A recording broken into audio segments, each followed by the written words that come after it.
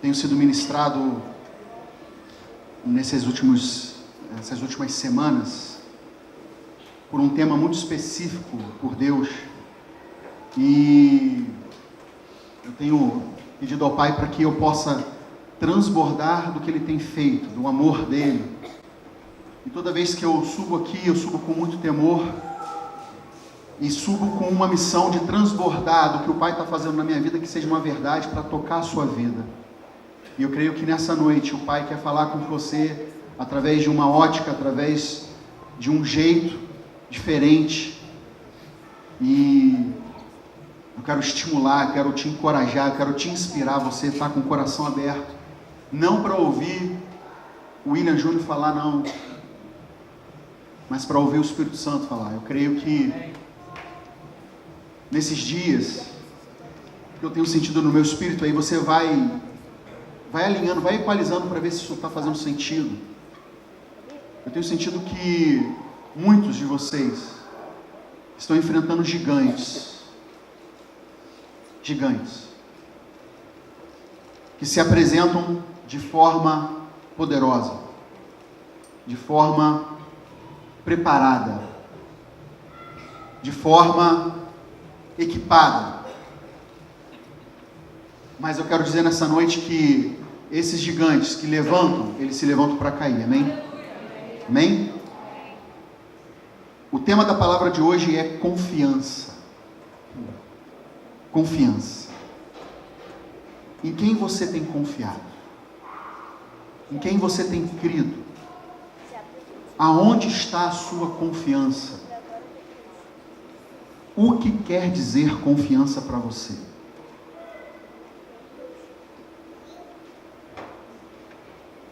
Normalmente o banco, ele te confia, mas se ele tiver garantias. Por isso que é confiança. O banco sempre vai querer uma fiança, para ele confiar em você.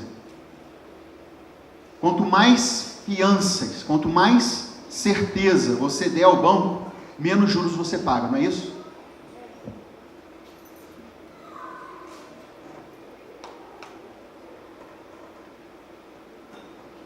O bom é que o Pai, Ele já pagou o preço, Ele já pagou a fiança, com o sangue de Jesus.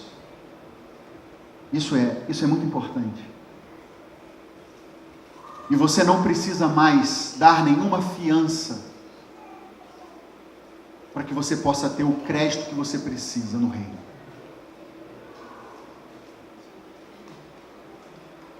Quero que você abra a Bíblia. E nós vamos ler de uma forma dinâmica e um pouco saltitada.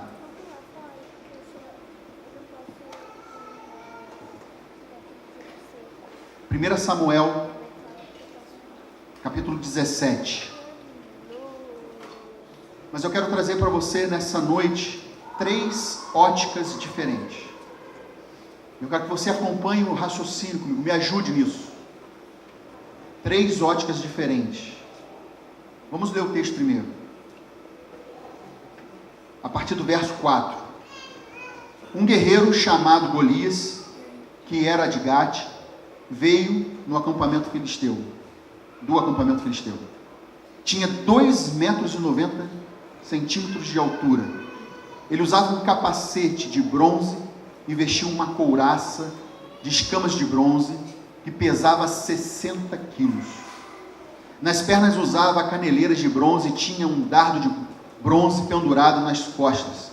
A haste da sua lança era parecida com uma lançadeira de tecelão, e a sua ponta de ferro pesava 7,2 kg. Seu escudeiro ia à frente dele. Golias parou e gritou às tropas de Israel: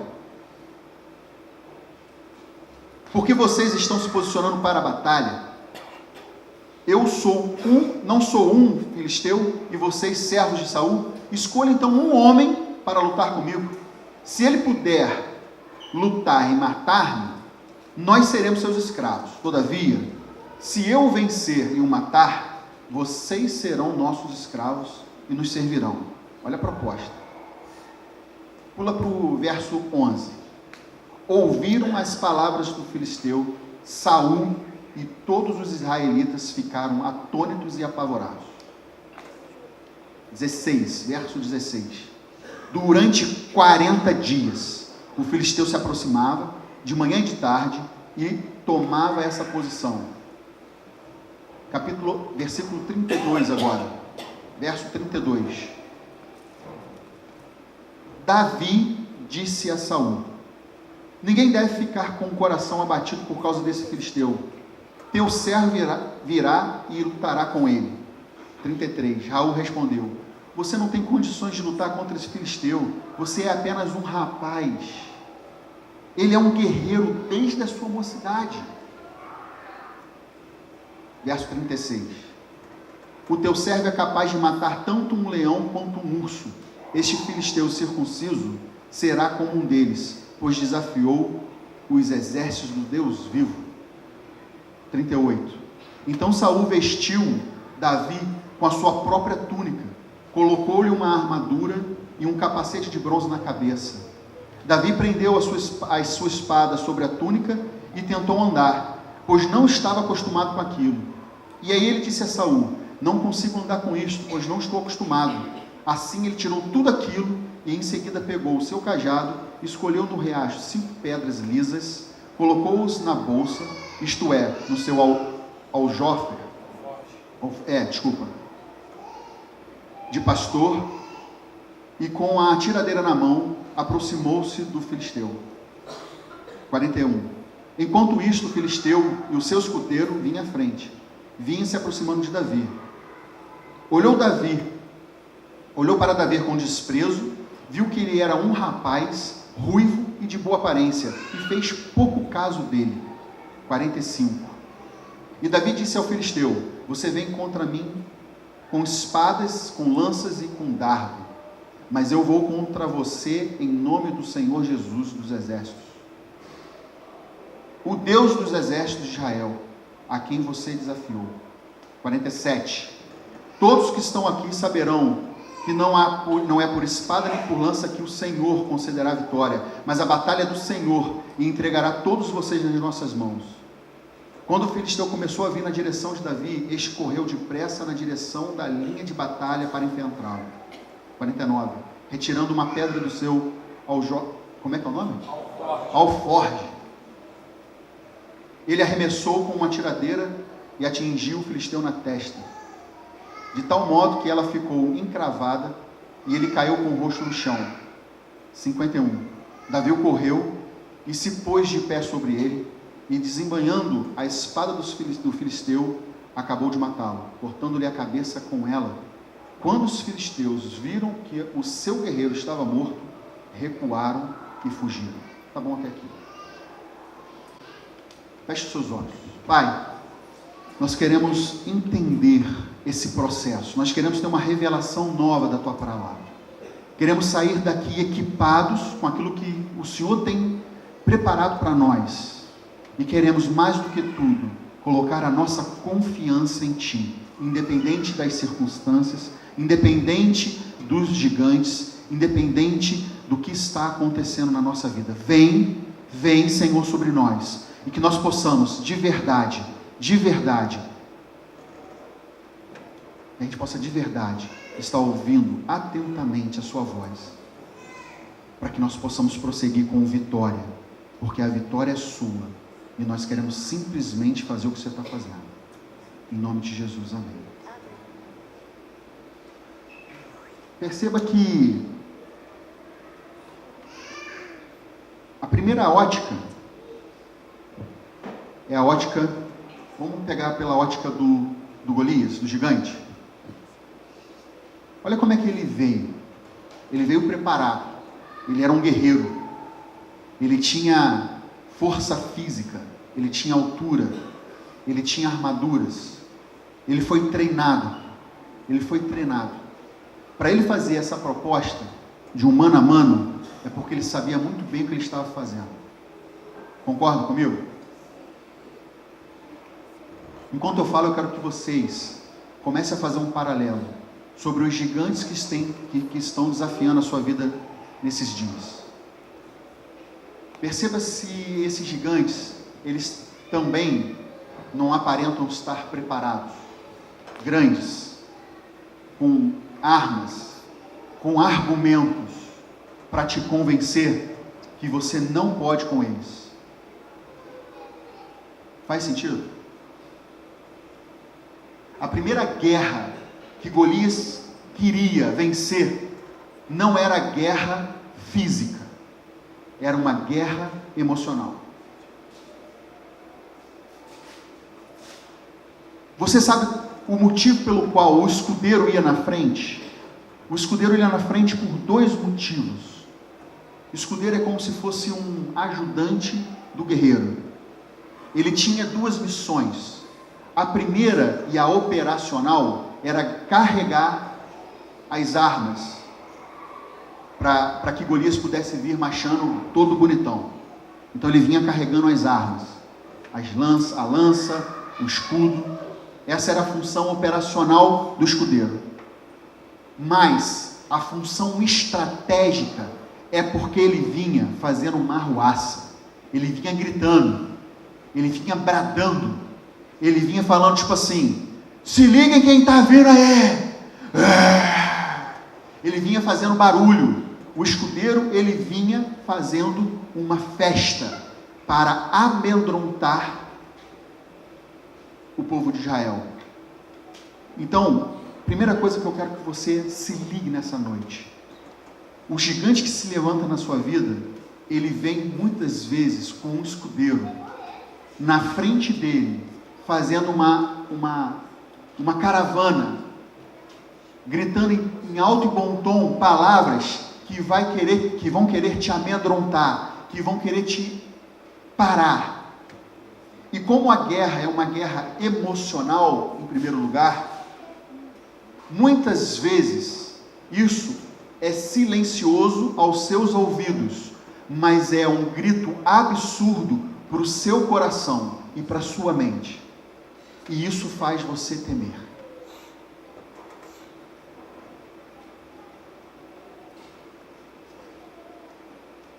A segunda ótica é a ótica de Saul e do povo, do exército de Israel. Eles começaram a perder a guerra no emocional. Eles começaram a perder a guerra das palavras, porque eles estavam olhando, ouvindo e sentindo o natural. Davi tinha quase 3 metros de altura, gente. Davi não, Golias. E além de forte, ele era bom de lábia. E o escudeiro dele, melhor ainda. E o exército lá, melhor ainda. O que a Bíblia diz? Que Saul e o exército de Israel ficaram atônitos e apavorados.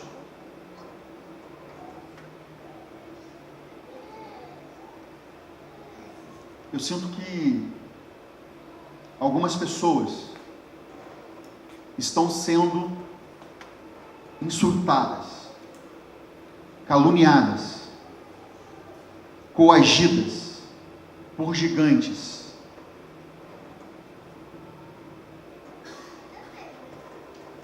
E muitas vezes vocês estão entrando nessa onda, estão deixando os seus ouvidos e a sua visão inclinar para esses insultos, e vocês estão ficando atônitos, com medo.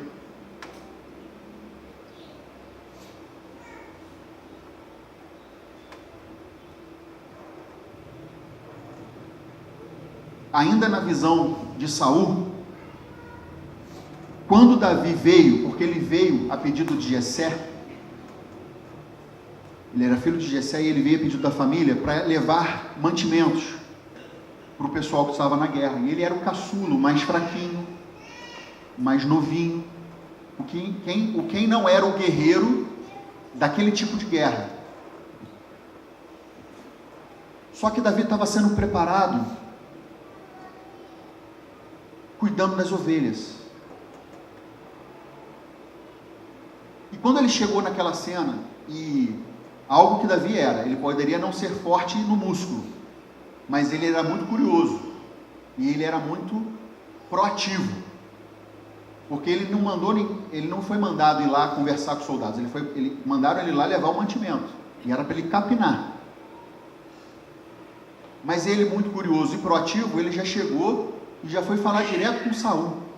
Imagina alguém que não é preparado para guerrear, vai lá falar com um general, com um rei. Precisa ser proativo, precisa ser corajoso, precisa saber o que está fazendo. E ele falou assim: não, mas aqui o teu servo vai lutar contra esse gigante. Como que pode alguém não preparado falar que vai enfrentar um gigante daquele? Somente porque Davi entendia que mais do que uma guerra emocional, mais do que uma guerra física, ele elevou a excelência do posicionamento dele. Preste atenção.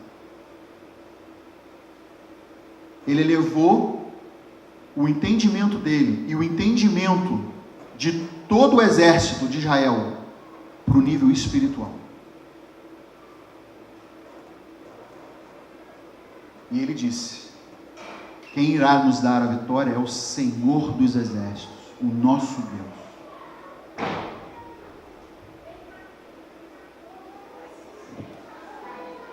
Como eu tinha falado, eu vou continuar na ótica de Saul. Nesse momento, Saul ainda não tinha entendido a totalidade disso.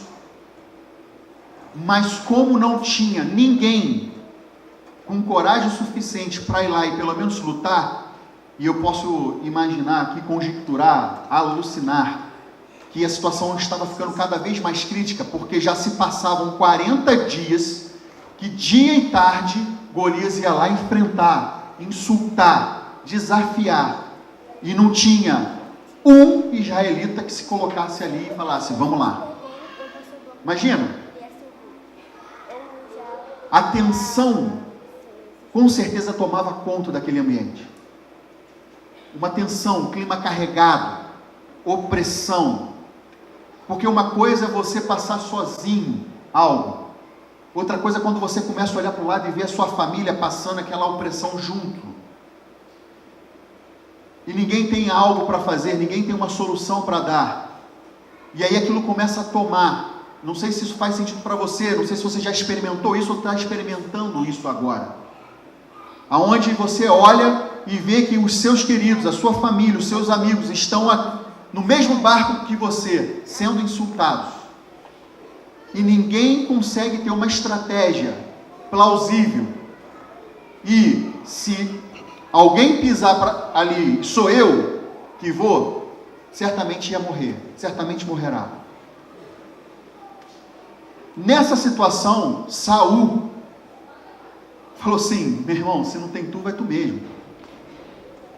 E aí ele meio que, num momento até mesmo que eu posso dizer de desespero, porque a Bíblia diz que eles estavam atônitos e desesperados.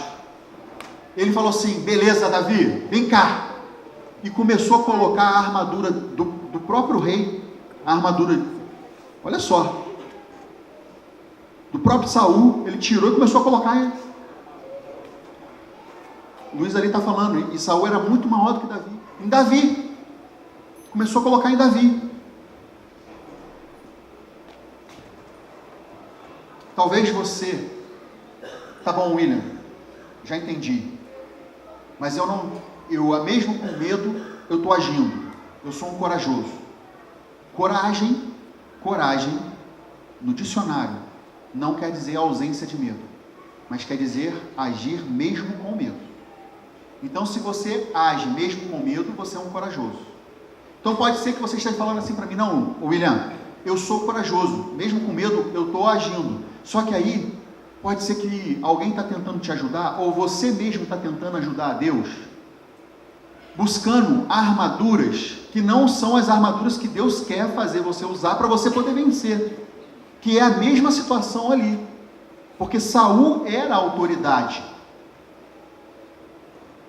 E aí, talvez você está recebendo uma ajuda de alguém, ou você mesmo está querendo ajudar o que Deus quer fazer na sua vida. E eu quero dizer agora, não faça isso. Para. Não serão com armas naturais, com espadas ou lanças, que vocês irão vencer a batalha de vocês. E aí foi prontamente o que Davi fez. Ele simplesmente tirou tudo, falou: não consigo nem andar com esse negócio, não quero. E aí ele se lembrou que ele estava sendo equipado, porque no reino de Deus você não precisa ser nomeado,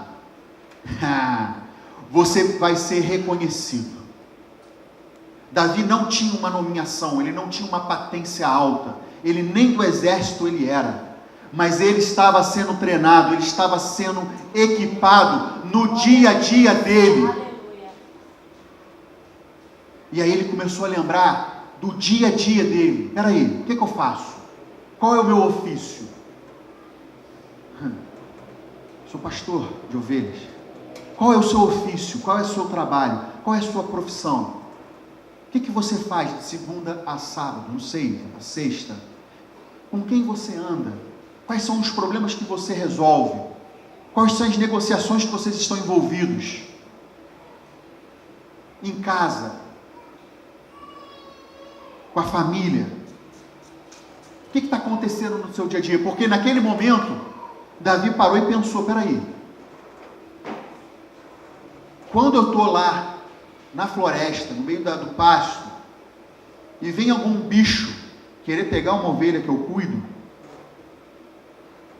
eu vou para cima, eu luto, e eu venço o urso, eu venço o leão, eu venço o bicho grande que aparece aqui.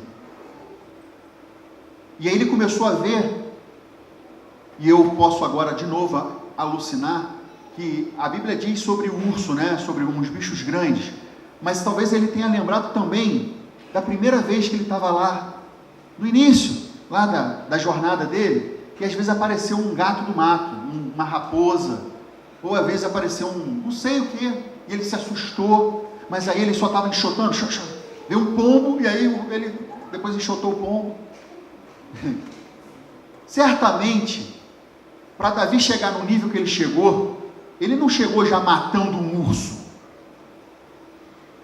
Com certeza, foi uma jornada, foi um passo a passo. E certamente ele começou a trazer à memória isso. Quais têm sido os desafios que vocês estão enfrentando nesses últimos meses, semanas? Como é que vocês têm vencido pequenas batalhas? Você está sendo treinado, você está sendo equipado.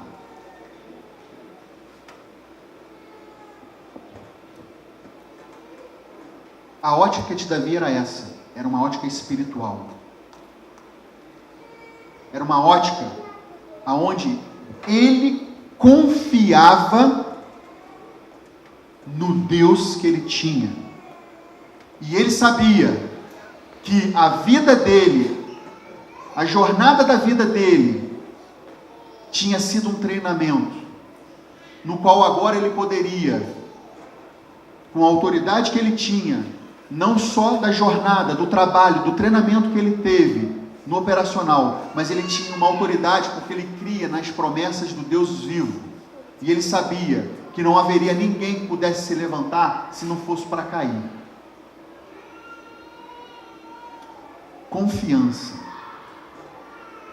Tem algumas pessoas anotando, e se você quiser anotar, uma definição minha de confiança, William Júnior, isso não está no Aurélio, uma definição minha, se você achar que é boa, você anota.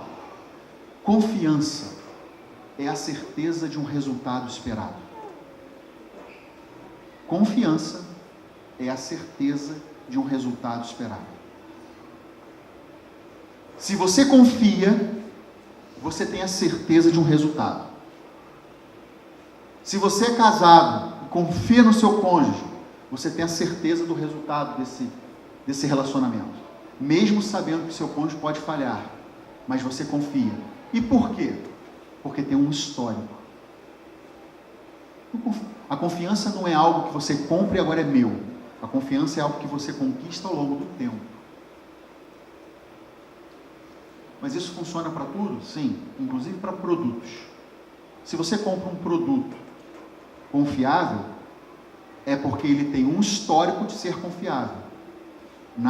Quando você adquire o produto, ele é seu, mas você compra ele com uma garantia de um resultado esperado.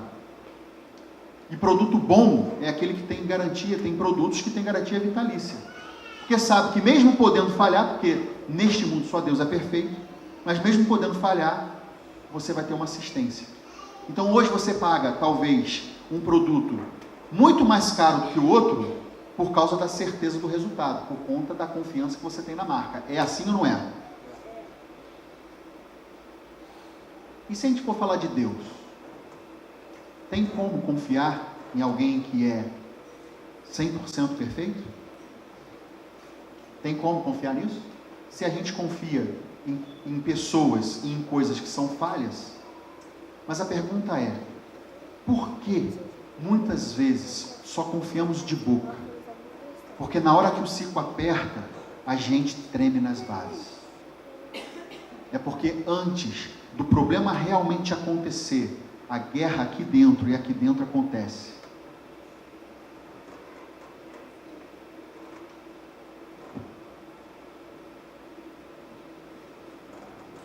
Golias, vamos voltar para Golias. Golias, ele estava com a certeza do resultado esperado, mas a certeza dele estava nele próprio. Preste atenção nisso, é muito importante. Eu quero lançar uma pergunta para você. Pensa no teu contexto de vida, pensa no gigante, pensa no desafio que você tem vivido. Você está confiante ou você está convencido? Porque eu arrisco a dizer que Golias, ele não estava confiante, ele estava convencido. Ele estava convencido que ele era mais forte. Ele estava convencido que ele tinha as melhores armas. Ele estava convencido que a melhor preparação era dele.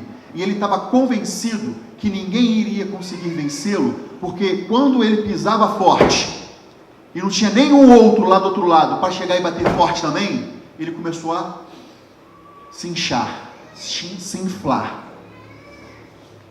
Só tem um problema. Só tem um problema. Quem está convencido não consegue olhar a totalidade das coisas. Quem está convencido tem uma ótica, tem uma visão distorcida, porque o ego não permite você olhar com humildade para outra situação. Então agora que eu quero fazer uma pausa, e eu quero falar para você que está convencido. Se tiver alguém convencido aqui, não, estou orando, William Júnior, estou orando, estou buscando a face de Deus todo dia, estou agindo no sobrenatural, os enfermos estão sendo curados, os paralíticos estão andando, os cegos estão vendo, os mortos estão sendo ressuscitados. Estou indo, cara, estou dando fruto, vamos lá, estou tranquilão. Estou convencido aqui que está tudo certo. Eu quero fazer um alerta para você, porque Golias estava da mesma forma. Golias estava da mesma forma. E quando ele olhou para Davi, ele olhou para alguém fraco, ele olhou para alguém jovem, ele olhou para alguém que, esse aí, dá nem pro cheiro. E pode ser que tenha situações na sua vida, que você olha e fala assim, isso aí, tranquilo, mata no peito, tá mole. E assim como Golias estava convencido, e que a soberba ali, e o orgulho estava inflamado, a primeira coisa que aconteceu, ele olhou para o físico. Só que a luta não era física, a luta era espiritual. Então pode ser que estejam olhando, pode ser que o seu gigante esteja olhando para você, e olhando para o seu físico, olhando para o teu estado, olhando para quem você é enquanto homem. Está convencido. Porque se esse ser, se esse gigante tivesse inteligência, ele olharia para você e sabe o que ele ia ver? O sangue de Jesus. Qualquer um que entende o reino espiritual e que não deixa o coração ficar soberbo, vai olhar para você e vai enxergar que você tem armas espirituais e que você tem autoridade pelo nome de Jesus e não vai querer nunca mais se meter com você. Mas o gigante, ele é convencido. Tão convencido, que quando Davi veio, que ele pegou aquela pedra, botou naquela tiradeira, na minha época era chamada de funda, e começou a rodar. Eu penso a cena em slow motion. Nesse momento, Golias estava vindo para cima de Davi, e em slow motion ele fez assim.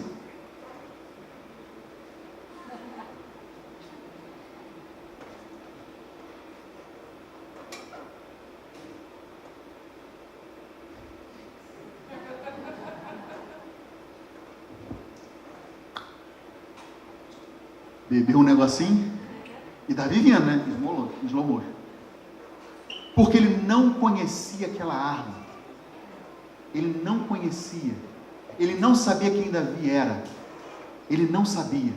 Ele não sabia o poder daquela arma, a habilidade de Davi, o que Davi fazia. Sabe por quê?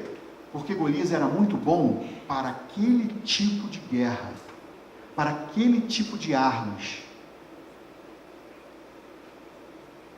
O gigante que levanta sobre a sua vida, ele é muito bom para contar as mentiras daquilo que ele está plantado, mas ele não conhece o resto.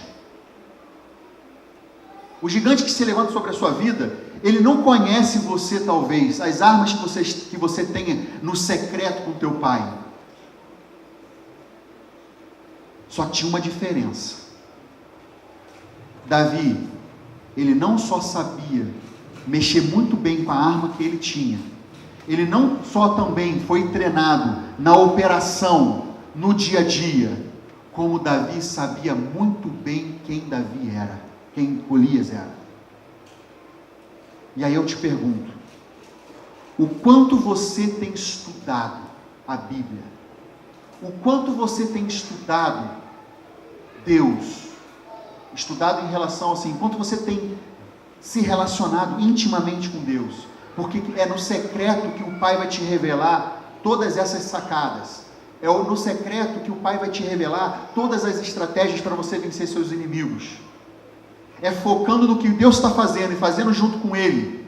Você vai saber, na hora que um gigante se levantar, você já vai ter a ficha completa. E você vai ter o discernimento espiritual para saber se é a oração de um dia, se é a oração de 10 dias, se é jejum, se é botar joelho no chão, se não é para dar ouvido, é para começar a marchar. Você vai ter a inteligência, você vai ter a estratégia. Você conhece? Como é que está? Porque Davi sabia.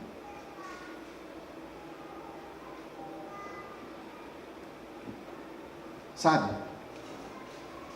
Já estou terminando. Eu quero falar para vocês nessa noite. Em quem vocês têm colocado a certeza do resultado da vida de vocês?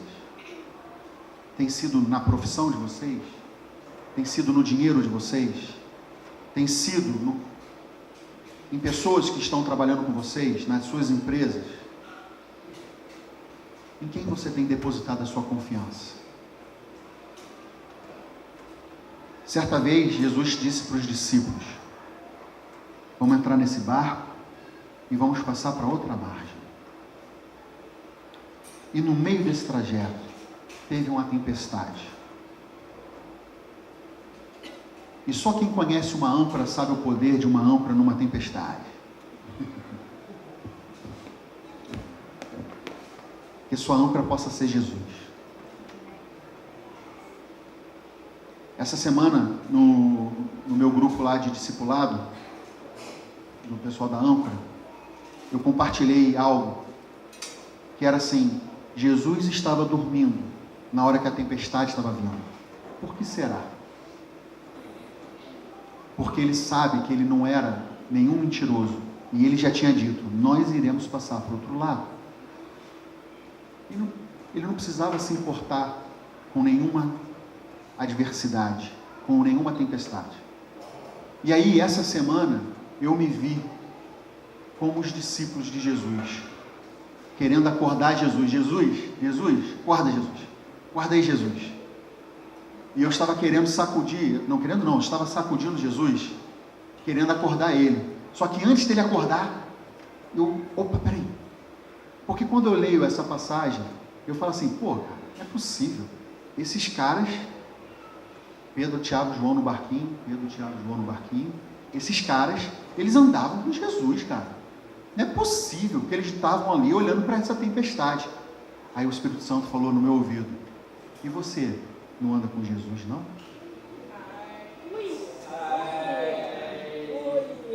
Por que você está querendo acordar Jesus como os discípulos? Qual é a diferença deles para você?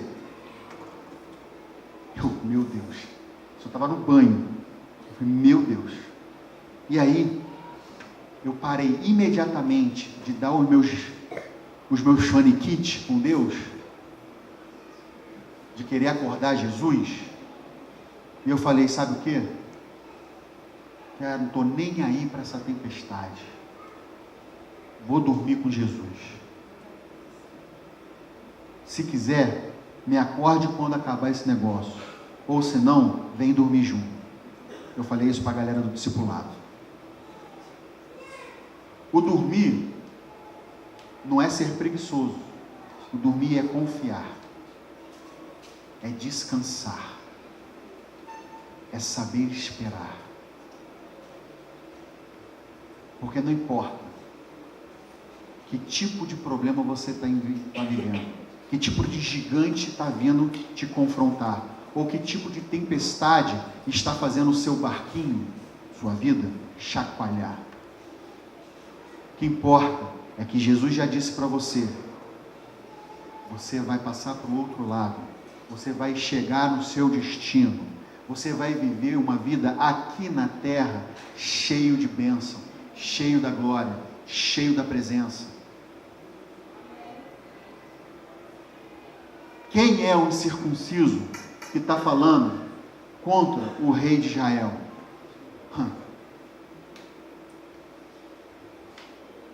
Davi foi lá. De primeira, ele acertou a testa do gigante. Mas Júnior, ele pegou 5 pedras. É porque ele sabia que Golias tinha mais 4 irmãos. Ele não pegou 5 pedras porque achando que ia errar, não. É porque se os outros viessem, ele estaria preparado. Eu quero te perguntar, você está preparado?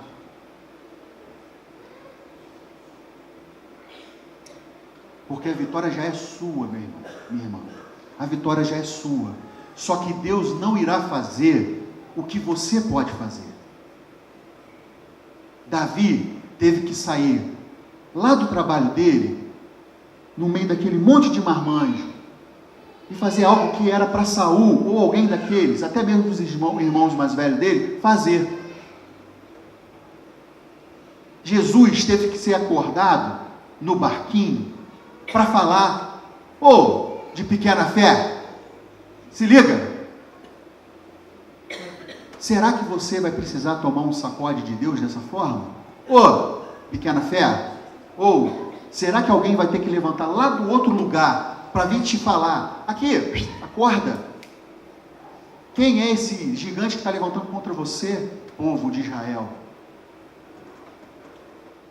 Eu sei que eu trouxe essa palavra, foi uma palavra um pouco diferente da que eu costumo trazer, mas eu tenho um objetivo na vida. O meu objetivo é viver a plenitude do destino de Deus para mim, e é poder ajudar o maior número de pessoas possíveis a viver o centro do destino delas em Deus.